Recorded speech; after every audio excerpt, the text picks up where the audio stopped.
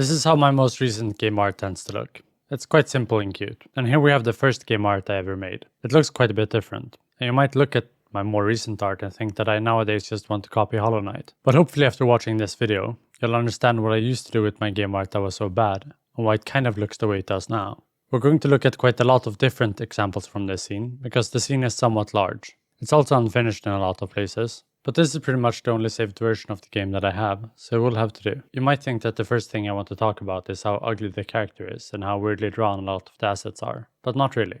I want to start with discussing how I didn't really have any good plan for how I was going to make my art. I didn't know what I wanted to draw or how I would solve any problems. I just jumped in and started drawing. So a lot of the scene makes no sense. And the sad part is that I really wanted for everything to be completely logical. I wanted all the things that my character interacted with to feel like they were a part of a real life world. Like you were actually in a forest and not like something we might see in a game like Super Meat Boy, where it really does look like a game.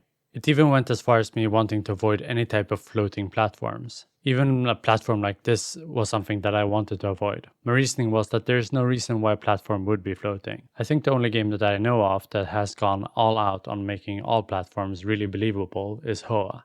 And I really disliked a lot of aspects of that game. Even Hollow Knight has a ton of platforms. So me and Hoa were super into making a game that was believable but kind of bad to play. And I really wanted to figure out how to make a floating platform make sense. There are very few things that actually float, so I had to think of something that could both be a part of the background while also kind of making sense as a platform. Like we can see here in Hoa. My solution at the time was to make it so to jump on branches, and it kind of works. I quickly realized that I needed to signal what parts of the branches that were actual platforms and what parts that were just scenery. We can see my solution here. I just placed some green moss on top of the branches that you could jump on to separate them from the background. And I still believe this is a good solution. But where I started having trouble is that the tree I created was actually too big. So my character wasn't able to make the jump from this branch to the other one. And I had to make the tree this thick because the branches that I showed earlier are actually a part of the same tree. That's right, I actually drew an enormous 5000 by 8000 pixel large tree that you were jumping on, which is dumb for quite a lot of reasons. Okay, so we wanted to jump on branches in order for the world to feel real. But we weren't able to jump this far. So I had this clever idea that since I'm already signaling a platform by showing this green moss, I can just put some green moss on the trunk of the tree. And now we have sort of manufactured this weird piece in the middle of the tree that is also somehow a platform. Hopefully you're starting to see the same problem that I'm seeing. I was too good for floating platforms because floating platforms don't make sense. But then I created this weird workaround, and by the end of it, I have a platform on the trunk of the tree that doesn't actually make sense. And this isn't even unsolvable. I even later on made a version of the tree that made more sense. If we look at this tree here, the leaves look significantly more like platforms, and we can place the platforms wherever we need them, because the leaves sort of cover the trunk of the tree as well. But okay. The first attempt at this tree design is kind of bad. But sadly we have barely even taken a step with our character yet, and I actually have more to complain about. Why is there a random pit in the forest? I suppose you actually think that a random pit in a forest makes sense. Why is there a tree in the pit? Where do the roots of the tree even connect? When the player asks why it is this way, you should probably have an answer. Nowadays I try to force the player to believe what they're seeing, and I do this by setting the right context. For instance, we have this tree, the platforms come from the tree being hollowed out. Or we have this lake and then a footpath to cross it. Or this lake and a footpath to cross it. Okay, I'm not saying I'm particularly original when I solve it nowadays, but if you're trying to set up a believable setting, make it make sense. I believe these type of issues really come from poor planning. I hadn't really outlined my goals, so I couldn't really solve my problems properly. So what do I mean by this? Well, game art and game design is largely just problem solving. Problems that I were trying to solve at the time were things such as how to make the player understand what is platforms and what is scenery. How to make my platforms believable, how to make my world feel like a real place, and how to make my assets feel consistent with each other. And you're trying to solve all of these problems. The tricky thing you fall into is that your solutions to some problems are likely to create another problem. So how do you make sure that these type of things are unlikely to happen? Well, one solution is to write down all your goals and then rank them in order of importance. We could have realized that some of these goals aren't actually that important.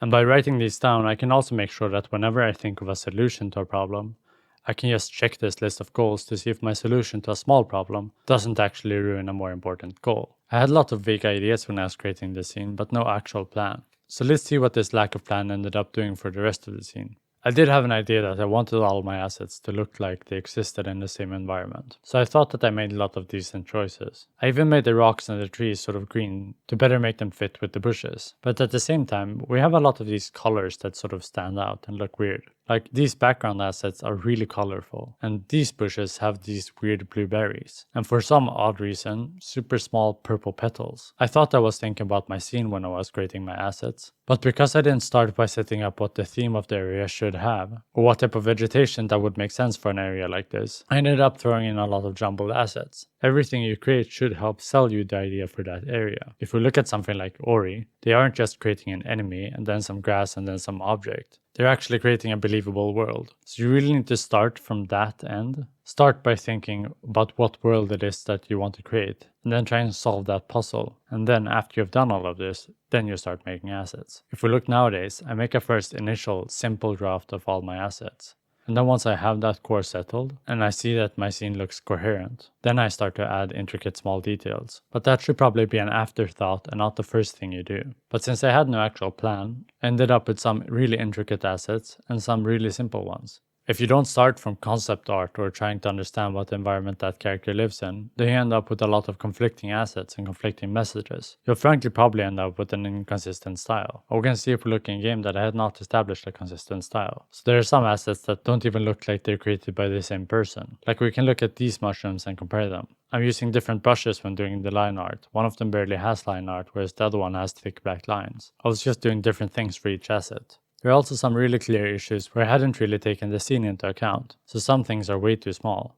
This is bad for two reasons. One is that it's honestly a waste of time, spending time on making details that you barely notice. I mean, look at this. The grass here is like 1 pixel thick, yet the entire shape of it still reads like a single green blob. There's some attention to detail, but it's all wasted on the wrong places. You really want to ensure that every shape is clear and readable in order to be playable. And there is that when you focus too much on small details, that it takes away from the idea that you want to communicate. We can see that here, for instance. These were supposed to be evil mushrooms that damaged you, but that isn't communicated clearly. The details are so small that you barely see them, and there isn't anything that distinctly communicates that you will be damaged, other than the red color. And if we look at the asset in file, we can kind of see what I was going for. Like, I tried to make angry faces on each of the mushrooms.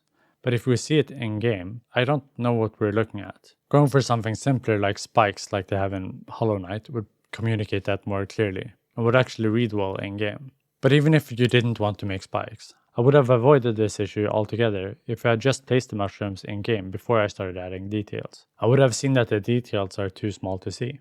These types of issues, where I don't take the scene into account when creating my assets, keep occurring. You can barely even see where each individual asset starts and ends. They sort of blend together. I realized this back then already, and just started adding line art onto each asset. And we can see that the exact same asset and scene looks significantly more polished with the line art, which is one of the reasons why I always have line art in my art nowadays. You tend to get the polished look significantly faster, because you don't really have to clean these small details. You can just drag a line on top of it and hide the flaws. But we can see that I had a big obsession with adding details to the bushes and leaves. So if we compare my older bushes to what I might paint today, we can see that the older ones are significantly more intricate and detailed, and I spent a lot more time on them. But really, they have this sort of issue of not seeing the forest for the tree. Once again, it's not the detailed asset that matters. This asset is significantly cleaner and reads better.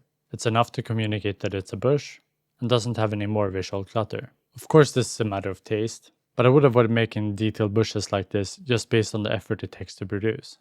Perhaps you kind of like these bushes compared to how I make my bushes nowadays, but hopefully even you agree that this asset and this asset aren't really conveying the same message. This character seems to convey I want a cute and simple style. The tree here is kind of dark and moody, whereas the bushes almost kind of remind you of Ghost Song, with a sort of trypophobic type of feeling. The problem this causes is that we lose impact in our art. You might like an individual asset, but you probably hate the scene.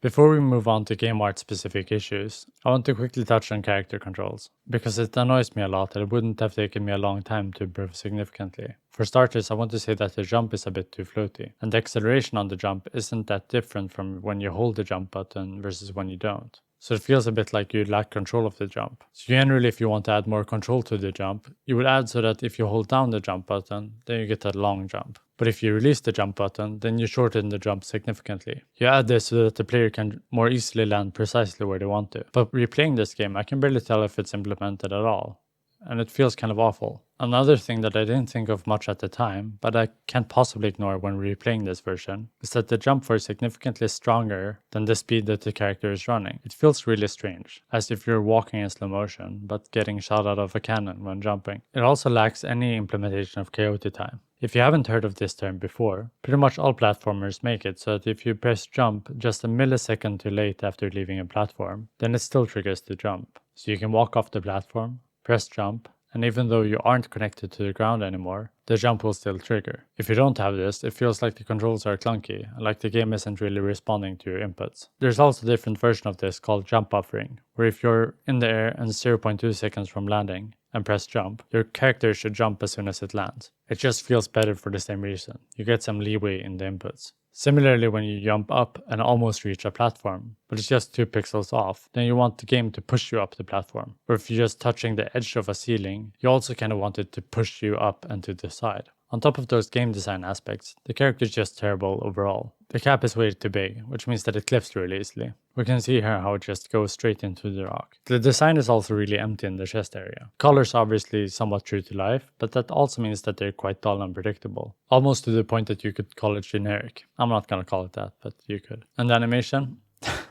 Now to be fair, this was the first thing I ever did, before I'd made anything, or even started Unity. I made everything from the design to it actually being a playable character in a couple of hours. But why does it need to flap its arms so much? And why is it super slim when walking, but then gets super fat when standing still? I mean, I shouldn't complain too much, my current animation is also quite terrible. But at least nowadays my character doesn't suddenly get fat when standing still. But really, it was my first attempt at ever trying to animate something, so it's kind of understandable that I made some mistakes. But there were also a lot of errors that came about from me not understanding some key differences between traditional art and game art. I knew and understood art to some extent, but I approached it like a traditional artist.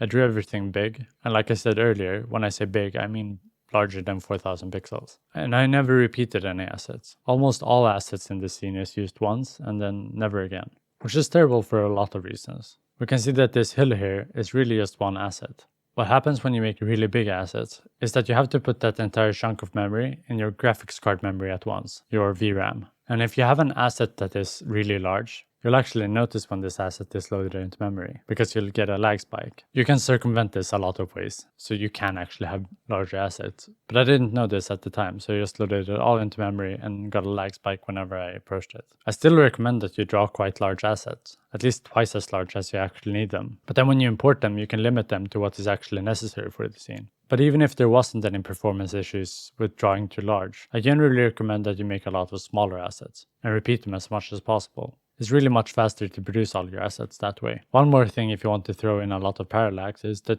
if you have large assets, then it can easily look quite flat, which we can see here. It's almost a bit like Paper Mario. If we have some smaller assets instead, it really helps give the scene more life and actually looks quite similar to how we would normally experience a forest. It really looks more like an environment that your character belongs to. A lot of these older assets are actually repurposed for this scene, like the tree here. But we can see that it's better if your foreground assets are small and that your background assets are larger. It doesn't mean that you can't have assets that are more developed and look larger, but they should probably act more as set pieces and intentionally stick out. All the other environment assets should be somewhat constrained to ensure that you can make all of them in a timely manner and that they will be coherent. Nowadays, I tend to believe that some assets are allowed to demand attention, but some aren't. If they all demand attention, then you have a cluttered scene. Look at an asset like this one. It's carefully crafted, took a long time to make, but the problem with it is that it sticks out. But it doesn't look like it's intended to stick out. It's more developed and intricate than all the other assets, but it doesn't feel like an important thing in the scene. And now in order to make my scene work, I need to make all my assets as developed as this one, in order to make the area feel coherent. But given how long time this took to draw, that would be impossible. I can't make 500 assets like this one.